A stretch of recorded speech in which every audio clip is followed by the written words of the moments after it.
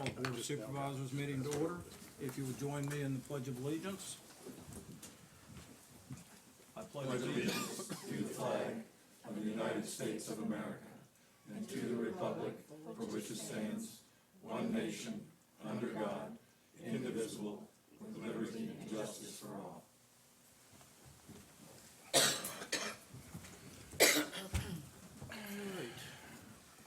There are a couple of changes to the agenda. There's an addition of 3C, which would be the demonstration of the community election outreach GIS application. And then also addition of closed session, which we will put after item number 13, and then it can go after our recess if necessary. Any other additions, deletions, or corrections?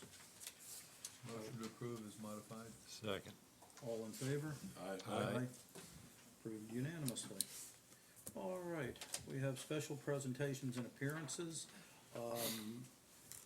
3A is the Virginia Department of Transportation. I believe they're running a little behind, so we're going to go ahead and do 3B, which is presentation by the Orange County Youth Council. Ms. Vines?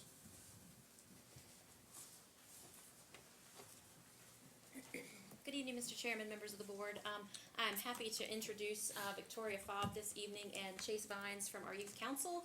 They want to do a quick presentation and present you each with something this evening on their recent campaign called Rule of Five. So I'll turn it over to Victoria. Good evening, my name is Victoria Fobb, and I'm the Vice Chairman for the Orange County Youth Council.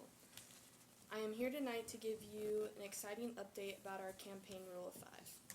As you know, the Youth Council was asked to be the social media presence for the EPIC at the beginning of the journey for us, started with a lock-in last school year. We discussed a lot of topics during the lock-in, including self-harm, addiction, trust, betrayal, and more. From these discussions, our Rule of Five campaign was born. The campaign's purpose is to spread the word that all preteens and teens need to have at least 5 people they truly trust to turn to when they or a loved one may be in crisis. The crisis can be anything from depression to talking to someone about a friend who is suffering from addiction. Our logo represents support by placing one hand in another. We feel this is so very important, and several of our members have been working to get the shirts into the school store for students and teachers to also purchase. We have finally accomplished that mission, and our shirts are now available to our fellow students and our teachers. Each shirt comes with a brochure explaining where this idea came from. We choose orange and blue to represent our school community colors in hopes others would buy them not only for their meeting, but as a display for their school pride and the work many OCHS students put into making our school community better. We hope to be role models for future classes and hope that the bottom line of the shirt, Start the Conversation, does just that. We want to spread the word that as preteens and teens you are not alone. There is always someone to support you even when you feel you are at your lowest. The Office on Youth offered a pre-sale for the shirts for the council before we were able to have them in the school store, and we were able to sell 35 shirts to different members in the community. We plan to designate a day in May for anyone who has purchased a shirt to wear theirs in support for our cause. We chose May since it is Mental Health Awareness Month. We will provide each of you with that date once it is set and hope that each of you will wear your shirt to help support our campaign. Thank you for your time this evening and allowing us to update you on our work.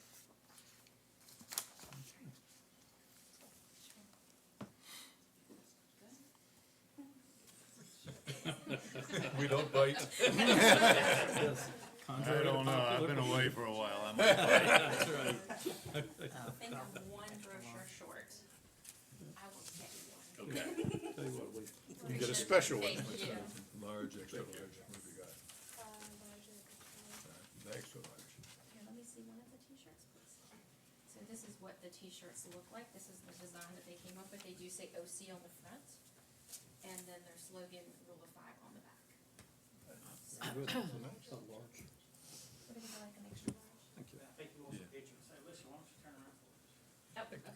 I'll let them hold one up, I'll let them hold one up. Extra large, thank you.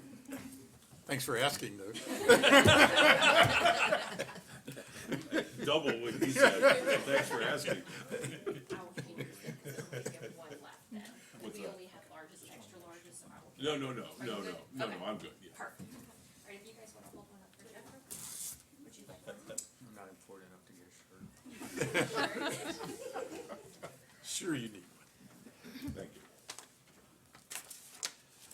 Actually, when I read about this, it was intriguing to see the initiative and, They really surprised me the night of the lock-in. We talked about a lot of tough things, and one of the things that really stuck out to me, when she said about betrayal, that was one thing we talked a lot about. I had one of my young ladies made the comment, well, if I tell on my friend, they're not gonna be friends with me anymore. And I said, well, you have two options. You can tell on your friend and they'll be alive and they may not like you, or you don't tell on your friend and they may not be here. And I said, that's a decision you have to live with. And so we had a counselor with us that night that helped talk them through a lot of things. We had Chief Mort, we had Deputy Brian Seal with us, so we had a lot of support in there for the kids that night. And they really, really surprised me, because we have 8th graders up through seniors in this group, and just how mature they were and how serious they took it. I was very, very impressed with them. so how would you characterize things at the moment? I mean, is there a buzz developing that people are beginning to become aware of this and interested, or how? We hope so. We hope by putting them in the school store that helps. We did the pre-sales, so we have some people who are already wearing their t-shirts. The youth council members who helped start this initiative all have blue t-shirts, or excuse me, gray t-shirts with blue writing. So those are the founding, members of this campaign. So they've been wearing their t-shirts. And we actually have on Sunday, we're meeting with a reporter from CBS 19 to have it on the news. So Oh, we're excited nice. to be spreading the word. The kids have been working very hard. Yeah. You will be getting. And I have a call from your department too, so. You better hurry. So we're, I'm actually at the meeting. yes, and from the Orange Review, so we're really excited to get the word out in any way possible, so, yeah. Great. Very good. Thank you. Thank you. Excellent. Thank you. All right, we'll move on to the next one, which is the demonstration of the community election outreach, GIS application. Mr. Webb. All right. Good evening, Mr. Chairman, members of the board. Just bear with me while I pull this up for 1 minute, but we've been doing a lot of work regarding how we can better improve our digital citizen engagement and how GIS can fit into that role. And one of the things that we decided to do was look into what are a couple applications that could really, citizens could use to really make better, just get better information about, what they do and where they live. And of course, I had the idea of, well, the elections this past November were so hotly contested that it's really interesting to look at the data and to encourage to get people to come out and vote. And plug. Okay, cool. All right. So these two applications that I'm going to show are geared towards citizen engagement. The first one is very informative and actually, I feel, will give people information that will help them out in terms of where do they go to vote, so polling places. So this first application is called Election Polling Places. And like I said, our goal is, if the board is okay with this, after I show these two applications, we would like to post these on the election, the voter registrar's website, and they could use it. I've been working with Donna, and she's looked over these applications and think they're really cool and informative, and as long as we have your blessing, we'd like to move forward with them. So, what we have here is the Orange County, Virginia Election Polling Places application.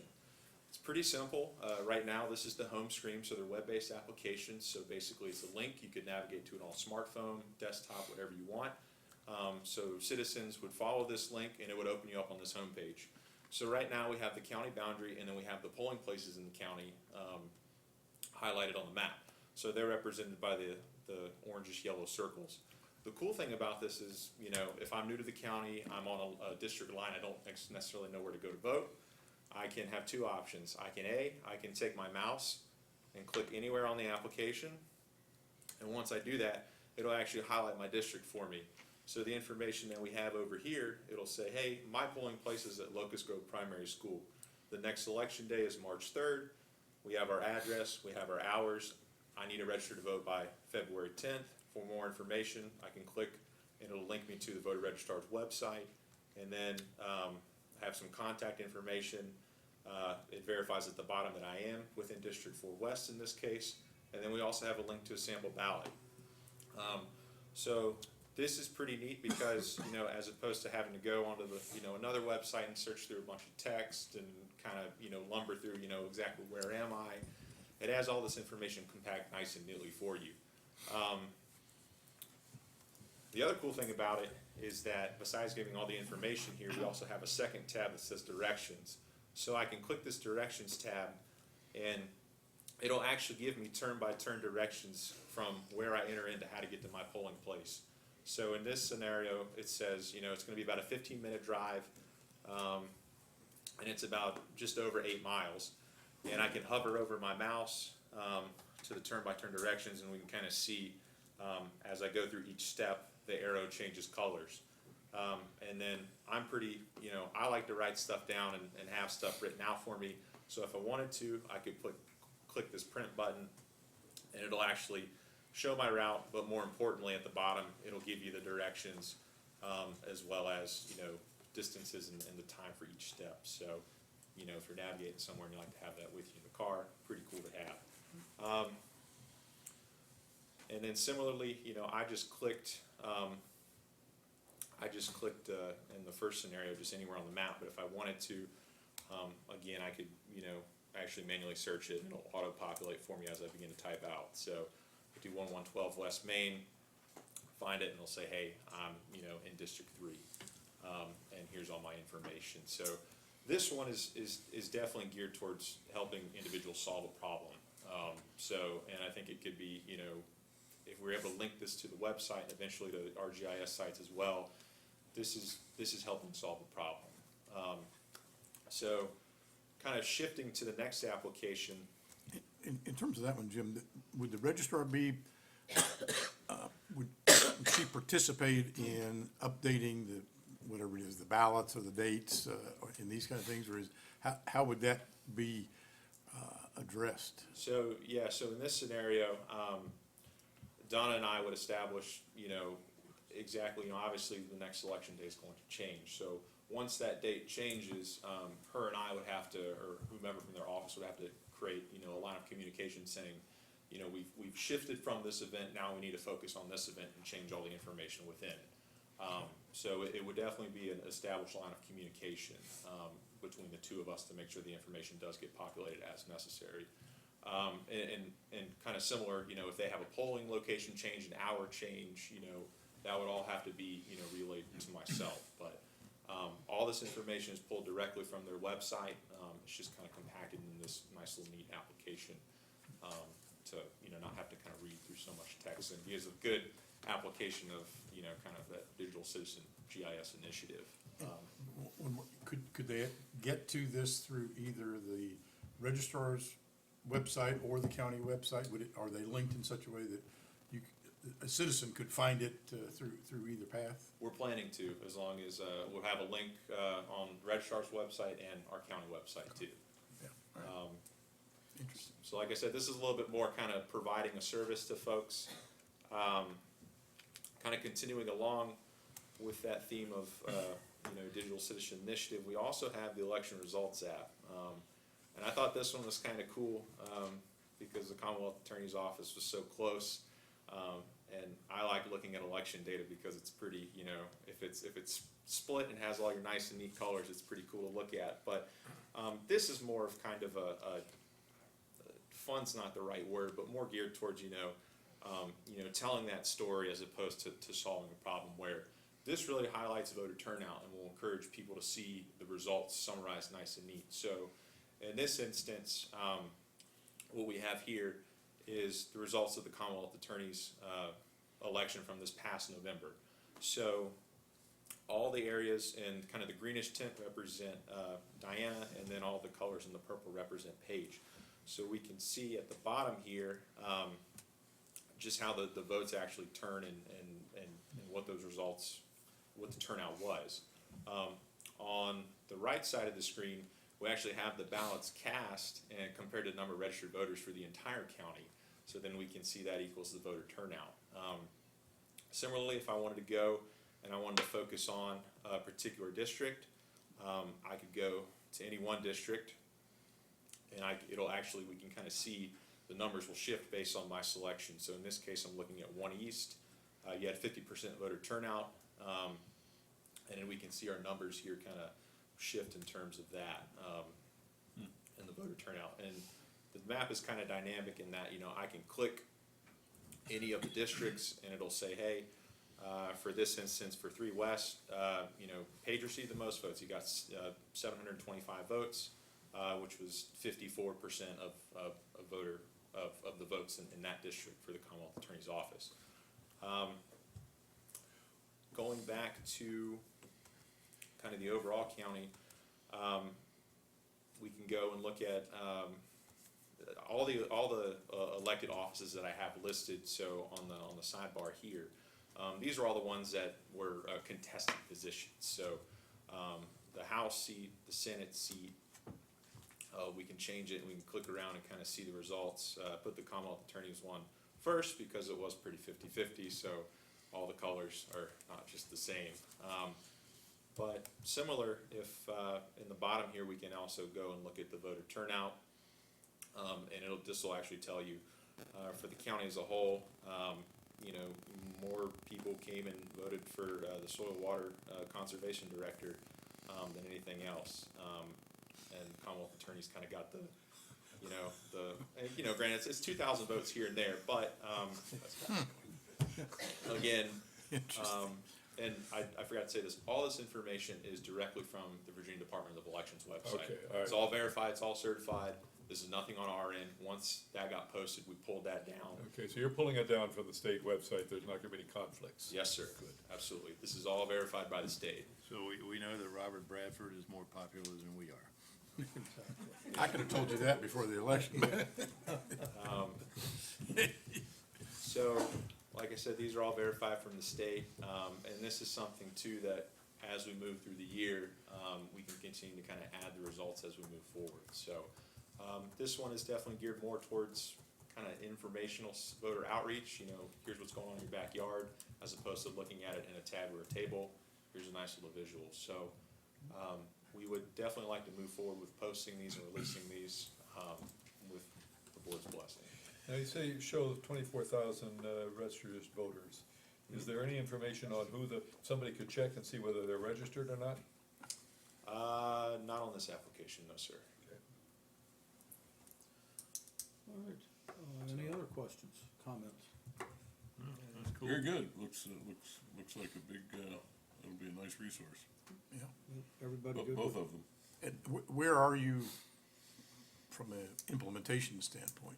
These are, so I had, before we presented here tonight, I had Donna go over and make sure everything looked good from an informational standpoint, just because she's the expert in that realm, I'm not.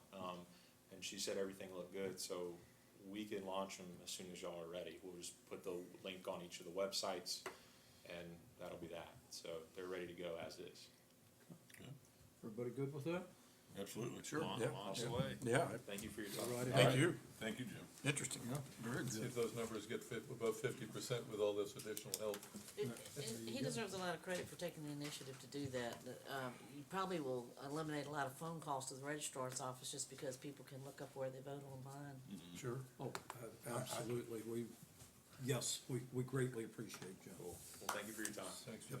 Thank you. All right, VDOT quarterly report. Mark, Mr. Woods. Good afternoon. Hope y'all having a good evening. Mark Wood, the area land use engineer and assistant resident engineer for the Louisa residency. We have Aaron French here tonight as well. He's one of our core development engineers, like Bethel. You know, we've got him in training, trying to get him, show him all the facets of VDOT and get young folks ready to take place of those as we retire in the future. So we won't be caught short, and then we've got a lot of good CDE candidates. Alan's done a good job. I guess everybody has seen your board packet, and I'm gonna go through, if anybody has any questions, please let me know. Some of the projects we're working on, we have a goal to complete 602 this calendar year, as well as Enchanted Way and Mountain View Court. We're working with the county the next couple months on the FY 21 secondary 6-year plan. Roundabout at Route 20 and 231, the construction meeting was last week on the 20th. Chemung Contracting is anticipated to start work either the first or second week of March. So they're ready to go. Maybe looks like the weather might be cooperating. They're a good company, so, and I know there's already been some legwork done with all the businesses during or just prior to the pre-construction meeting. So I think everybody's on the same sheet of music, and we'll be working closely with the traveling public and with the businesses and those in that community. Now, when you say work will begin in early March, is that, actual, like, earth being moved and? They'll probably mobilizing equipment, putting up construction zone signs, probably that'll be the very initial, and So it'll be a people- little weather dependent, because this Right. time of the year can get snowy, wet, muddy. So hopefully, we've had some good days, in between the rains here, and I guess they've got people that wanna go to work, so they're gonna try to get busy and start working and be productive. Here's one I think's been on the list a while, the Route 601 curb project. VDOT project manager met with Chairman Crozier, Supervisor Frame, to discuss scope changes to the project on February 19th, which includes a high-friction surface treatment, wider shoulders, edge line rumble strips, etc. So we're not straightening the curves now, but we're making improvements to the existing road alignment to make it safe, a little wider shoulders, the rumble strips. I think it's gonna be a great safety feature, and it's not gonna have the impacts that road realignment would.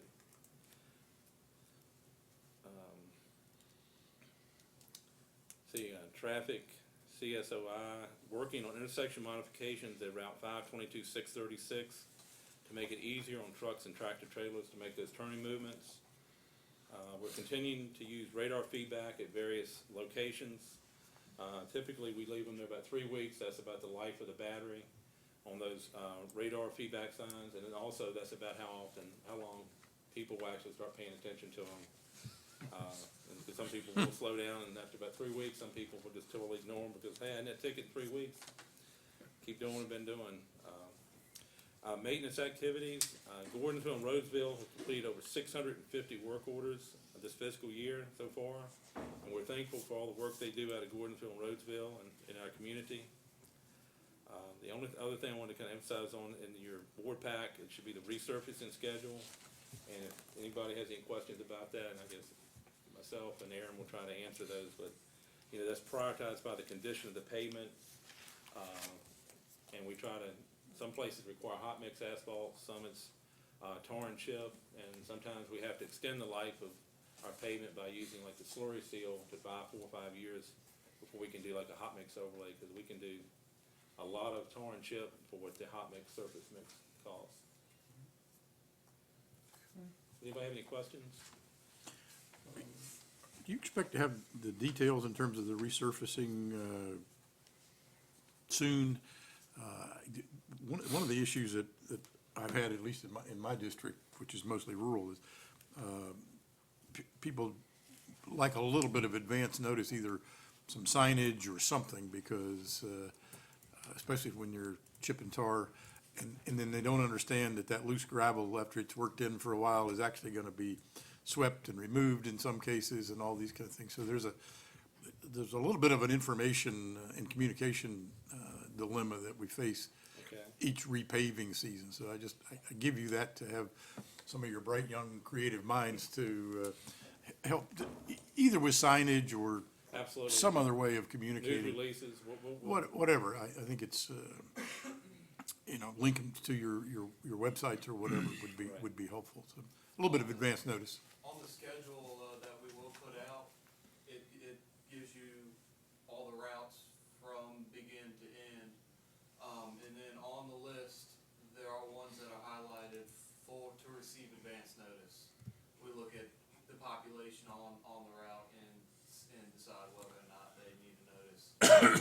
So with that list, you can look at it, and hopefully the routes of concern are already highlighted. But if they are not, you can get in contact with us, and we will get them in to have advance notice. Okay.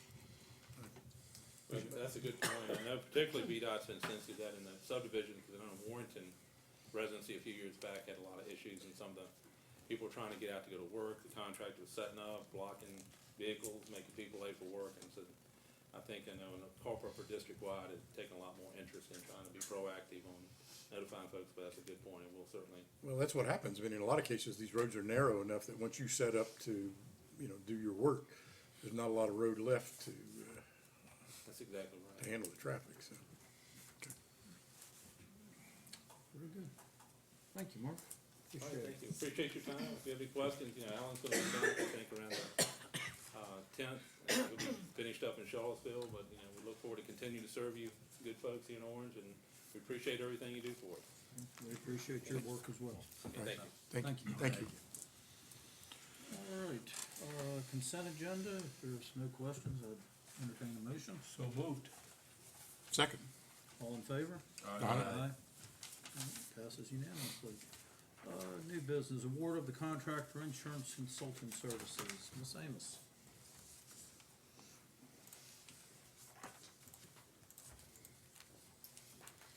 Mr. Chairman and members of the board, in front of you tonight is a memo to award a contract for insurance consulting services for Orange County and Orange County schools.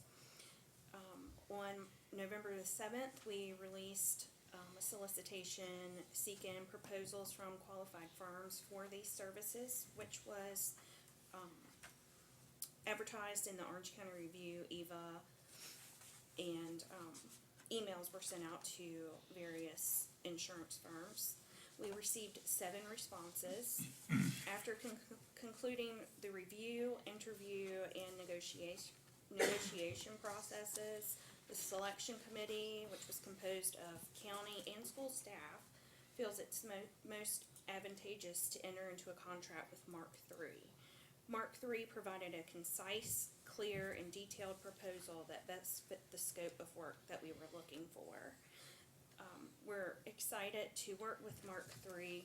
They offer many different benefits for both county and school staff. Mark III also provides insurance consulting services to other localities and school districts throughout Virginia. The monthly fee would be $14.58 or $17.05 a year, which would be locked in for the future contract terms. Funding has been appropriated in the human resources professional lines. It is the recommendation of the selection committee that the board authorizes staff to enter into a contract with Mark III for a period of 1 year with the option to renew for 4 additional 1-year terms. Have we worked with them before? We do have 2 staff members from Mark III attending tonight, if you have any questions for them.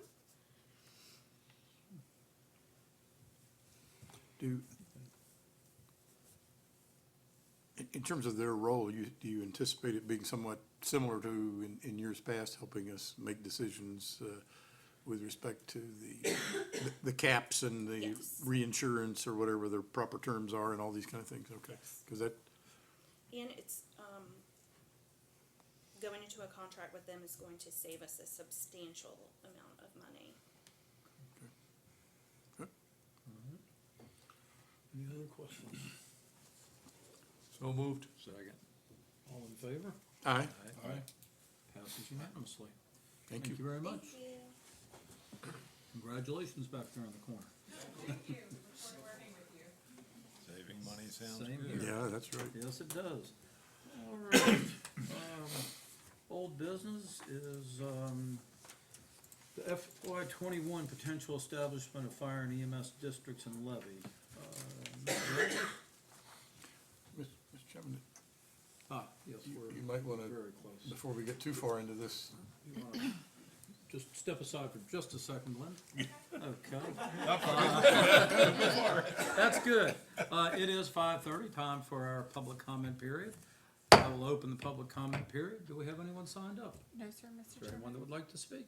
All right. I close it. Linda, if you can come back to the center of the room, that would be wonderful. Thank you, Mr. Wade.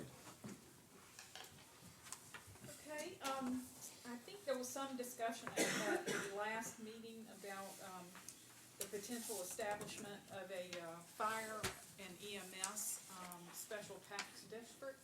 So I'm just trying to provide some background information on that. The Virginia Code does allow it, in section 27-23.1.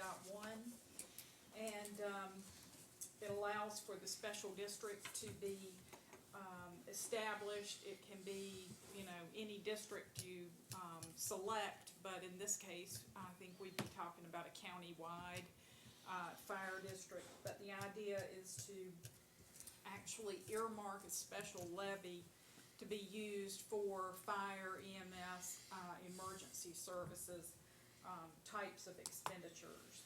I did do an analysis which was included in your package to show you the kinds of expenses that would be included in this. And I did this, after looking at some budgets online of some different localities that do use, the fire district tax. One is called Pepper, Fauquier uses it, and there's 2 or 3 more, that are using it now. But since I prepared this for your agenda package, I did see that, like Accomack County, for instance, had included emergency services or emergency management in their fund.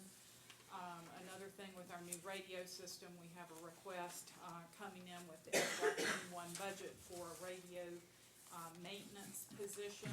So that's the type of thing that could also go into this fund.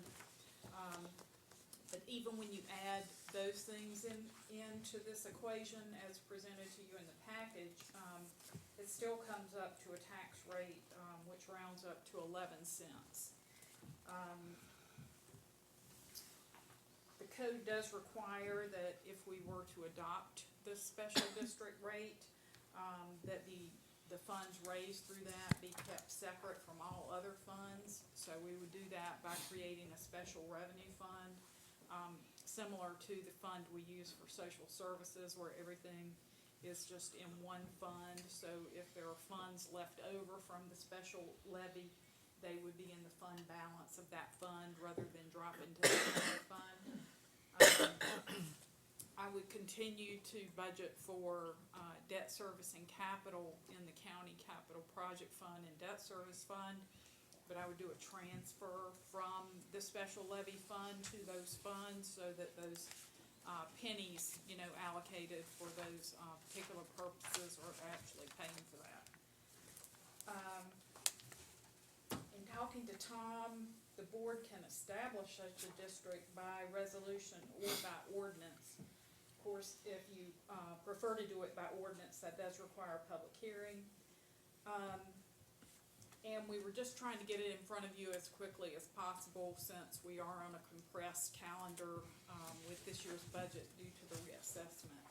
So I'm hoping that at the March 10th meeting, that we'll be able to decide on what tax rates that the board would like to actually advertise. And you recall, we can advertise at a rate, and as long as we don't go higher than that, we'll be fine. But the code does require this 30-day advertising window when there's a reassessment in play. So that's what I'm trying to achieve there. And But are there, just a couple of comments.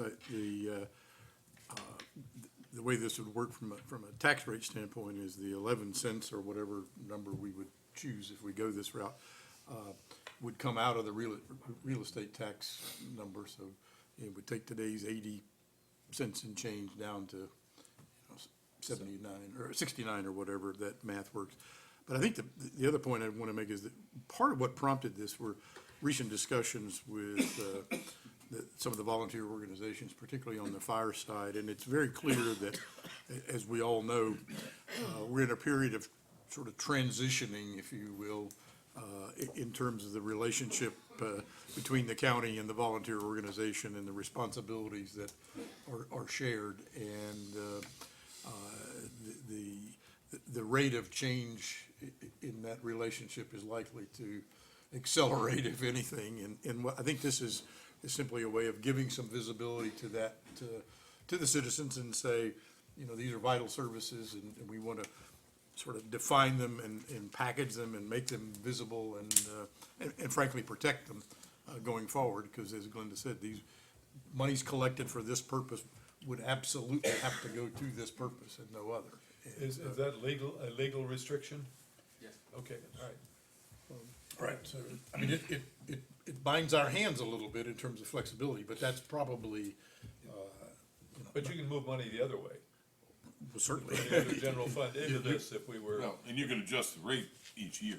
sure, no, but I'm saying Yeah. if you had a situation in a year show up that you need additional funds, you could do it that way. Just can't be pulled the other direction. Okay, that's fine. And I think Mark makes the point is that what seems to be happening in other localities is this rate gets adjusted far more frequently than the overall real estate rate because of the dynamics. And then it finally settles down and doesn't move as much once the transition has happened and things have stabilized, so. I think it works much better for the jurisdictions that have done it, that it makes your citizens a lot happier, it's more transparency.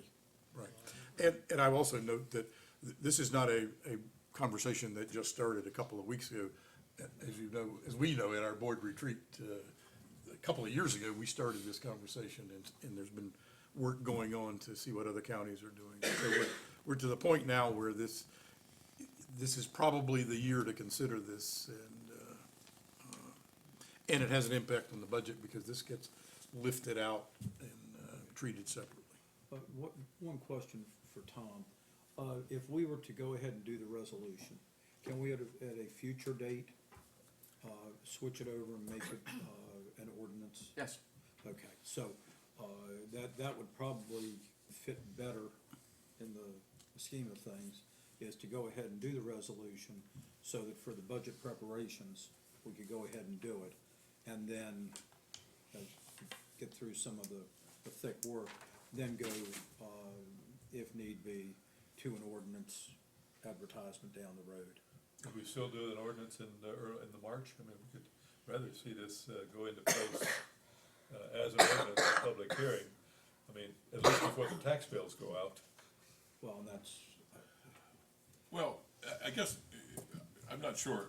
I think if we want to have a public hearing about this idea, then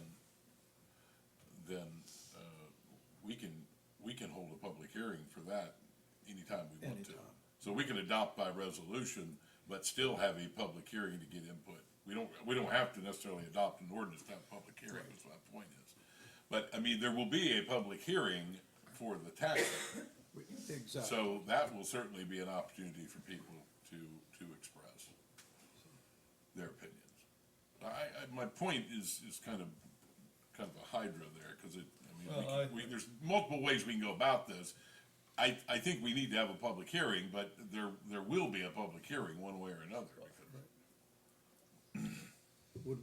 When we have the public hearing for the budget, could this be a public hearing that went along with it?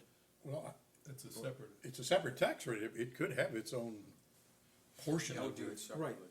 Yeah, but I meant doing it at the same time, It's the same meeting, the yeah. same It would meeting. be actually a separate public hearing, though, one for an ordinance and one for the tax rates. We could. I mean, I can't see can you have the same public hearing for a budget and an ordinance change? No, you would technically have two public hearings, But We could do have it the same night. but you do them the same night, back to back. So you do the first one, adopt the ordinance, and the second one, now set the rate. But, I mean, moving forward, I make this point again, all the taxes, we do them all at one time. With a multitude of taxes, Right, so, there's 15 of them, I think. Yeah, no, I mean, you can do. They all happen at one You can time. do this tax with the real estate tax and all the others. Yeah. But as an ordinance, it needs to be a separate public hearing. If we adopt an ordinance, we'd have a separate public hearing, so you back to back, then you have an ordinance to adopt the district, then an ordinance to set the, or a Public hearing set the rate. hearing to set the rate. Is there any implication if we advertise it as a split tax rate between the fire district tax and the regular real estate tax, and then you don't pass the ordinance? Yeah, then you're stuck with that lower real estate rate. Yeah, I'm a little concerned about that. yeah, I don't think you wanna do that. I think if you, I would say you advertise the real estate rate 80 cents, which may be reduced if the fire district is adopted, so maybe Yeah. you advertise the 80 cents with a little asterisk that Yeah. this will go down if the Oh, fire. Is there a reason we can't do, when are we gonna go, when will our public hearing be for the tax, for the real estate tax? When will that be? I believe it's like April seventh. On the Okay, is calendar. there any reason why we can't have, an ordinance, done in time? When do we have to advertise for that? Well, that's next the time? thing, problem. is because Yeah. of the reassessment year, I need, direction from the board on March the 10th about what to advertise. So, but I can advertise the current rate, Okay, you can know, we with get, this caveat that can we get an ordinance? Do we have enough time to consider an ordinance on the 10th? Not that I know of. 2 weeks, right? I We mean, don't have time to- I honestly think you would be better off to adopt it by resolution at the March meeting so that it's decided, and then when she advertises the tax rate, it's split the way you want it split. I think it's gonna be touchy if you don't do it Address that way. down the road. So you're And that saying, resolution is permanent, right? It doesn't have to be done every year. No, it's one time. We create, the resolution creates a district and then You we're can- within compliance with state law. You can hold a public hearing, as Mr. Johnson has pointed out. You could have a public hearing that night and just say, the board is going to consider a resolution to create a tax district without having to meet the ordinance requirements. Yeah, I'm not, but you're saying we can't meet the ordinance requirements by March 10th? No, sir.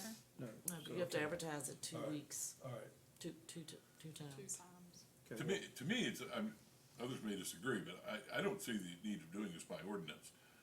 The only reason I initially thought we needed an ordinance would be because I thought we probably should have a public hearing, but we can have a public hearing for a resolution just as well as for an ordinance. It doesn't, whether we do it by ordinance or resolution does not affect in any way the legitimacy of the enterprise. No, most jurisdictions, or most aren't gonna have this, the jurisdictions that I looked at do ordinances, I think primarily so that if somebody's searching, what is this tax? If they check your county code, there it is explaining why it's there. I think that's probably the reason most jurisdictions ultimately put it in an ordinance form, so that if somebody's going, what is this tax about, and they search our county code, they'll find. so we could have a public hearing on the resolution on March 10th. Sure. And then if you wanna codify it Okay, later. I like that idea, getting this thing out before we're doing the, announcement of what the numbers are. Okay, so, Well, I would move that we would, have a public hearing for this resolution on March 10th. And so if you learn in the evening of March the 10th, that gives you time to do what you need to do on, okay. And that's doable on your end? Allison? Yes, sir. Okay. Have a motion, is there a second? Second. All in favor? Aye. Aye. Okay.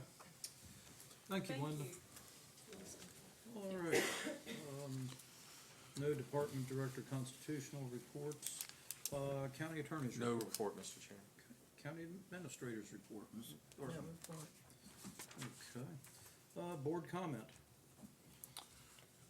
Mr. Chairman, I have one item. As you know, it's part of the CIP discussion that's been going on now for, I'll say 2 months just to be kind. We identified several projects that were potential.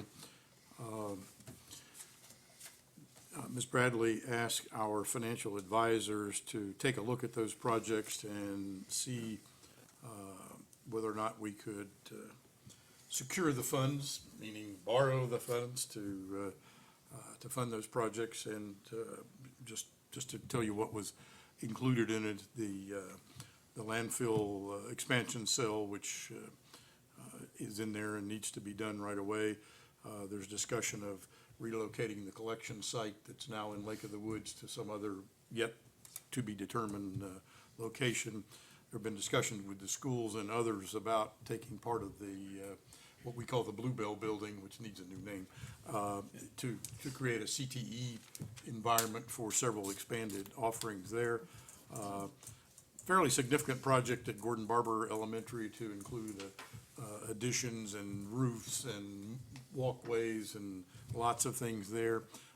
And then we added a relatively small amount of money for broadband, in part because of the VATI grant situation. So that altogether, that's about a $15 million pile of debt requirements to fund those projects. So we had a conversation just this afternoon, Ms. Bradley and County Administrator and I, with our advisors.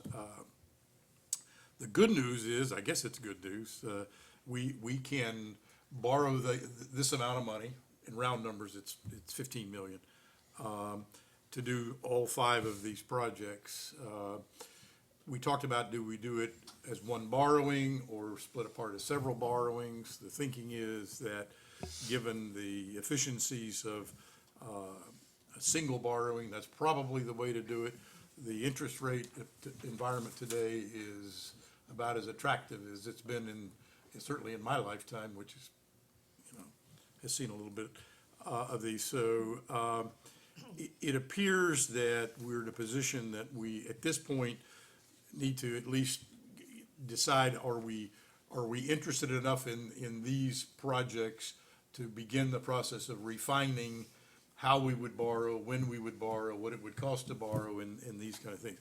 This is not a commitment to go do any of this, but it is the next step, because there's a lot of work that has to be done to get ready to do this. And so, You said there were 5 projects, would you go over those again, please? the landfill expansion cell, which is, we have to do, it's regulatory.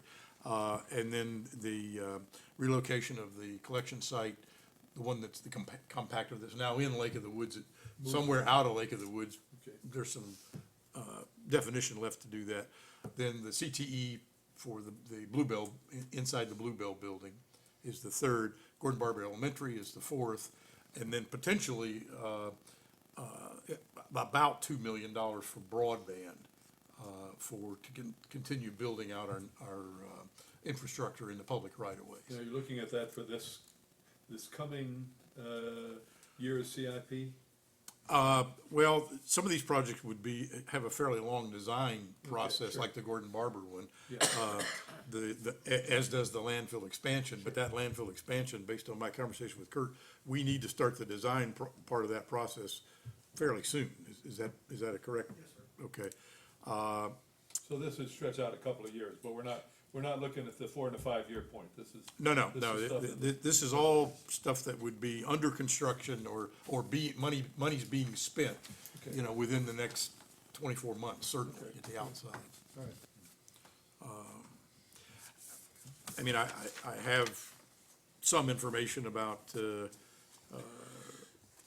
impact of this. It doesn't appear that it would put us in any jeopardy in terms of our credit rating ratios or any of those kind of things. I asked at the end of the conversation for our advisors to characterize that aspect of this, and the feedback was that this is all doable. It is, we have room. It doesn't put us in any kind of a more a less credit-worthy position than as we stand today. So I just want to give you the latest. This is a result of a meeting that ended right before I walked down here. So that it's when I knew about the conversations, and also I'll say that this is not an absolute commitment to any specific amount for any of these 5 projects either. That can still be massaged as we learn more, but it was a way of getting to a number and then testing that number as to our ability to borrow. Very good. Any further board comment? I would just mention a situation that I think everybody's aware of, where a railroad crossing just outside of Orange was closed down by the railroad, and that has caused some consternation.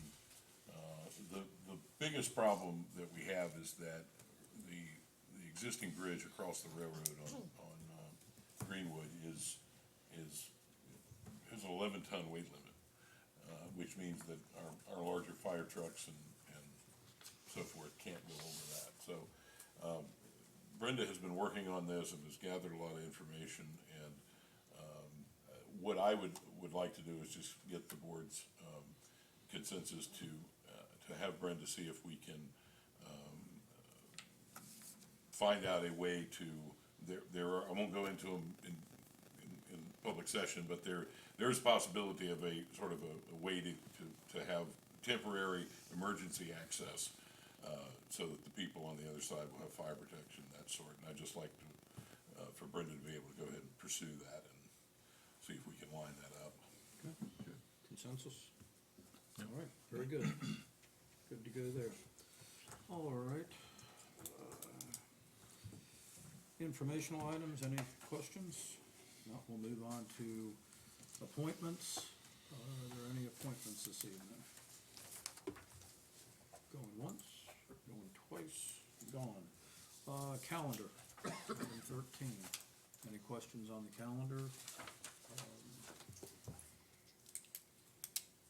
All right. In that case, we're supposed to recess, but we have one very, very short. Talking about my matter? Yes. Yeah, very short. One very short matter for closed session. I would like to go ahead and go into closed session, and then we can recess from that for our joint meeting with the Virginia Cooperative Extension Office. All right. Whereas the Board of Supervisors of Orange County desires to discuss in closed meeting the following: discussion, consideration, interviews of prospective candidates for employment, assignment, appointment, promotion, performance, demotion, salaries, disciplining, or resignation of specific public officers, appointees, or employees of the public body with respect to county administrator and economic development.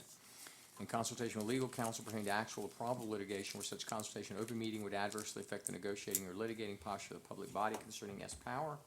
And whereas pursuant to sections 2.2, 37, 11A1, and A7 of the Code of Virginia, such discussions may occur in closed meeting. Now therefore be resolved that the Board of Supervisors of Orange County does hereby authorize the discussion of state matters in closed meeting. Need that as a motion. So moved. Second. All in favor? Aye. Aye. We are now in closed. Just want to Yeah, go back I was here. gonna say, gentlemen, Mr. Johnson, if you have your magic key. I got one. Okay. He says,